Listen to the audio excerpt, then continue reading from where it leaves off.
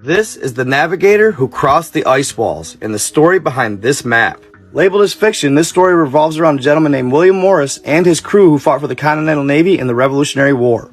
It was a crew of 6 men on their vessel, but the only characters they talk about are Mr. Morris and a gentleman named Captain Butler, the captain of the ship throughout the war.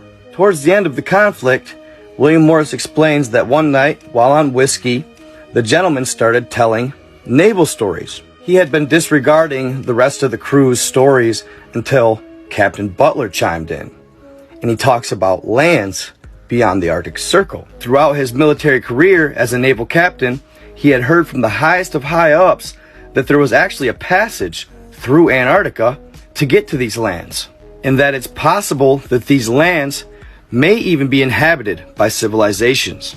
Well, once he started talking about this, Mr. Morris was captivated, and he couldn't stop thinking about it for the rest of the war. So he talks to the crew and the captain to see if they're on board, and after the war, he buys a naval sailing vessel. The crew decided that after the war, they were going to seek out these lands beyond the ice wall and find the passage that led to them. When they initially made the decision, they had no idea what they were in for. Before they left, something strange took place. It was November 12th, Captain Butler disappeared, and then a gentleman showed up and warned Mr. Morris not to take the trip.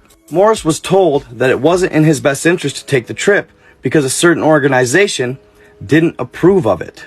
So he met with the rest of the crew. Nobody knew where Captain Butler was, and they figured without his guidance, they shouldn't take the trip.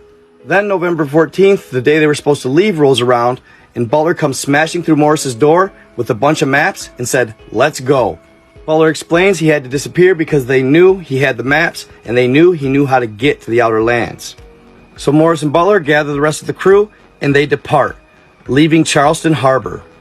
Behind me, you'll see a map of what is said to be our land, Earth, or the known lands. They figured it'd take them around 6 months from the day they departed to get to the passages in Antarctica. In the late 1700s, shortly after the Revolutionary War, a Continental Army soldier bought a boat and was going to take a trip to Antarctica.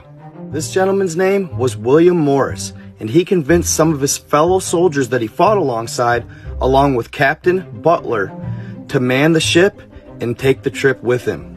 See, these men were all part of the Continental Navy, so running an old sailing vessel wasn't nothing new to them. So after a few delays, around November 14th, they took off and they headed south. On the way there, they would only make one stop in South America to re-up on supplies for the trip. The waters were cold and frigid and a little rough along the way, but eventually they made it to the ice wall. According to the account, it was much more than just wanting to see Antarctica that brought them down there. Their real mission was to go beyond the wall and see the 33 alleged continents. As they sailed along the wall, they couldn't believe the actual size of it. It was much bigger than they ever imagined. The only one that didn't seem surprised is Captain Butler. It was almost as if he had been there before. It was now late spring, early summer, and some of the ice caps had already started to melt.